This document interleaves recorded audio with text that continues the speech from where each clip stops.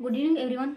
कल हमने आयनन विभव का टॉपिक देखा था, तो उसके अंतर्गत हम उसको जो प्रभावित करने वाले कारक थे उसको भी देखे थे। तो हम उसको प्रभावित करने वाले कारक कुल कितने हैं?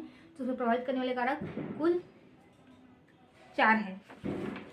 ठीक है, तो कौन कौन से हैं बोलेंगे? तो परमाणु का आकार है, दूसरा प्रभावी नाभिकीय आवेश, तीसरा परिरक्षण प्रभाव, चौथा भेदन क्षमता और पांचवा है अर्धपूरित और पूर्णपूरित कक्षक। टोटल 5 है। ठीक है, तो हमने इसमें से 3 क्या किए थे, देख लिए थे कल। क्या क्या देखे थे? परमाणु का आकार और प्रभावी नाभिकीय आवेश और परिरक्षण प्रभाव देख लिया था। बचा क्या है? भेदन क्षमता। भेदन क्षमता बचा है। ठीक है, तो भेदन क्षमता में क्या आएगा कि एक ही कोष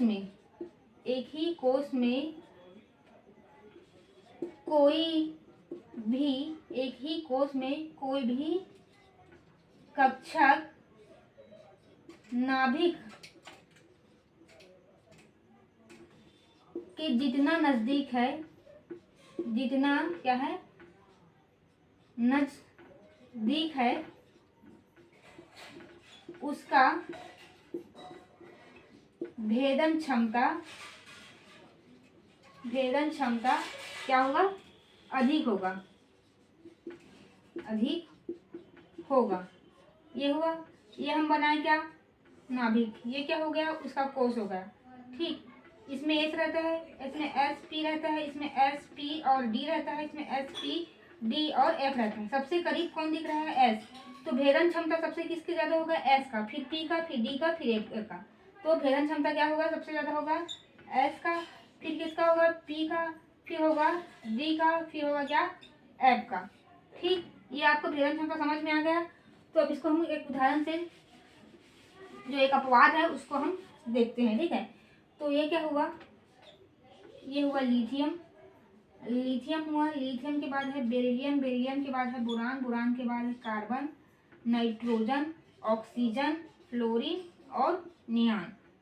3 4 इसका परमाणु क्रमांक 5 6 7 8 9 और ये हुआ 10, ये नियान है। ठीक है, तो जो बेरिलियम है, तो बेरिलियम का इलेक्ट्रॉनिक चार्ज लिखेंगे तो 1s2 2s2।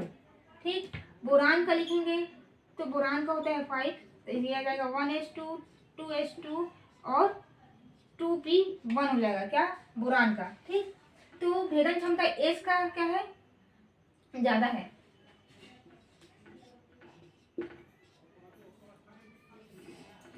भेदन क्षमता किसका ज्यादा है? एस का भेदन क्षमता ज्यादा है। तो जिसका भेदन क्षमता ज्यादा है उसका आनंद विभव भी ज्यादा होता है। तो बेरिलियम का आनंद क्षमता ज्यादा होगा किससे? बोरान से, क्योंकि पी का भेदन क्षमता क्या है? कम है। ठीक है, भेदन क्षमता ज्यादा तो आयनन विभव ज्यादा। भेदन क्षमता ज्यादा तो आयनन विभव ज्यादा, भेदन क्षमता कम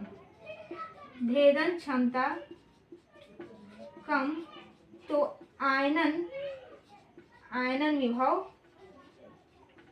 कम। ठीक है, तो इसके जो लास्ट में क्या है? पी है, तो पी का भेदन क्षमता इससे कम है, इसलिए इसका भेदन क्षमता कम, तो आनंद ऊर्जा भी कम होगा।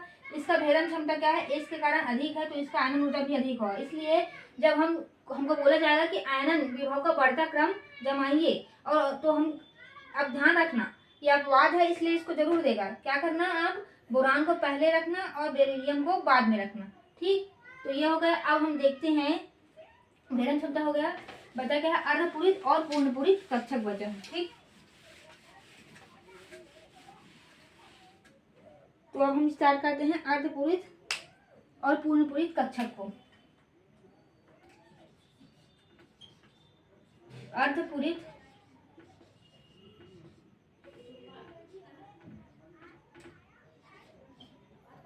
और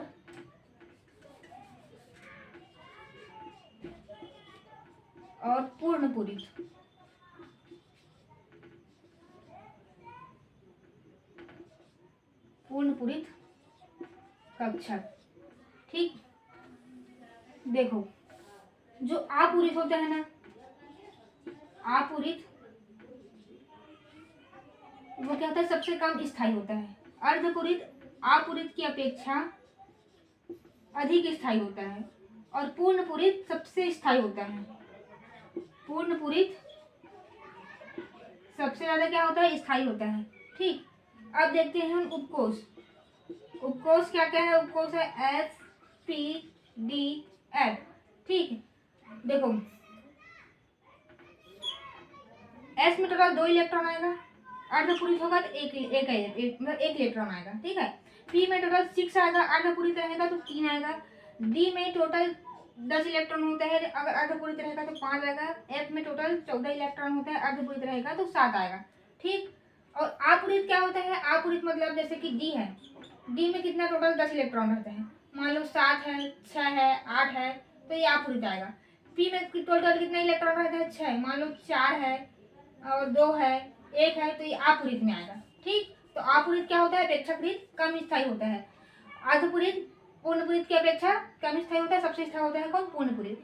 तो अर्धपूरित और पूर्णपूरित, अगर कोई किसी परमाणु का जो बाहरी कक्षक है वो उसमें क्या कहा जाए, वो जो कक्षक है वो अगर अर्धपूरित है और पूर्णपूरित है तो उससे इलेक्ट्रॉन निकालने में थोड़ी कठिनाई जाती है और उसके आनंद ऊर्जा का मान क्या होता है, अधिक होता है। ठीक है, क्या होता है, आनंद ऊर्जा का मान उसका अधिक होता है अगर अर्धपूरित हो और पूर्णपूरित हो तब की कंडीशन में। क्योंकि वो क्या होता है, जो अर्धपूरित होता है पूर्णपूरित स्थायी होता है। स्थायी होता है मतलब वो किसी से क्रिया नहीं करेगा, अपने इलेक्ट्रॉन आसानी से दान नहीं देगा, इलेक्ट्रॉन दान नहीं देगा और इलेक्ट्रॉन ग्रहण भी नहीं करेगा, तो क्या होगा, उससे इलेक्ट्रॉन निकालना कठिन होगा और आनंद ऊर्जा का मान बढ़ जाएगा। अब इस ये हो गया होगा, तो मैं आपको एक उदाहरण से, एक अपवाद है उसको देखते हैं। ठीक है, अपवाद मतलब उसका क्रम चेंज होगा आपस में। वो क्या देखें, लिथियम, लिथियम के बाद है बेरिलियम, बेरिलियम क्या है, boron, carbon, nitrogen, oxygen, fluorine और नियॉन। ठीक है, इसका परमाणु क्रमांक है 3, इसका 4, इसका 5, 6, 7, 8, 9 और ये हो गया 10। ठीक, कार्बन का कितना है, कार्बन का है 7, नहीं कार्बन नहीं, नाइट्रोजन का देखते हैं, नाइट्रोजन का है, हाँ नाइट्रोजन का है 7, कार्बन का 6। ठीक है, 1s2, 2s2 और 2p3 आएगा। और ऑक्सीजन का क्या है, ऑक्सीजन का है 8, तो ये जाएगा 1s2, 2s2 और 2p4। तो ये क्या है, नाइट्रोजन जो है, नाइट्रोजन जो है उसका जो इलेक्ट्रॉनिक विन्यास लिखे, क्या लिखा, पी क्या है, अर्धपूरित है, अर्धपूरित है, अधिक स्थायी होगा, इसका आनंद ऊर्जा क्या होगा, अधिक होगा। ऑक्सीजन का जो लास्ट कक्षक है पी, वो क्या है, अपूरित है, अपूरित है मतलब कम स्थायी होगा, कम स्थायी होगा मतलब इलेक्ट्रॉन को निकालना आसान होगा, यानी कि आनंद ऊर्जा कम होगा। इसलिए जब हमको बोला जाएगा कि क्या कहा जाएगा कि आनंद का बढ़ते क्रम बताइए, और मान लो ऑप्शन में यही दे दिया आपको, तो आप क्या लिखना, लिथियम, लिथियम के बाद आप लिखना बोरान, क्योंकि बोरान का जो भेदन क्षमता है वो क्या है, कम है बेरिलियम की अपेक्षा। ठीक, उसके बाद आएगा कार्बन, कार्बन के बाद आएगा ऑक्सीजन, क्योंकि ऑक्सीजन का जो कक्षक है वो अपूरित है, अपूरित होने के कारण इससे इलेक्ट्रॉन जल्दी निकल जाएगा। और नाइट्रोजन का जो कक्षक है वो अर्धपूरित है, इससे इलेक्ट्रॉन निकालना कठिन है, तो इसका आनंद ऊर्जा भी अधिक होगा, किसकी अपेक्षा में, ऑक्सीजन की। तो ये नाइट्रोजन लिखेंगे इधर, उसके बाद क्या आ जाएगा, ये फ्लोरीन आ जाएगा, उसके बाद आएगा नियॉन, ये क्रम ही सही है। ठीक, तो आई होप कि आपको क्लास समझ में आया होगा, समझ में आया होगा तो इसको लाइक कीजिए, शेयर कीजिए, सब्सक्राइब कीजिए। अगर कुछ समझ में नहीं आया होगा तो कमेंट में पूछिए। Thank you.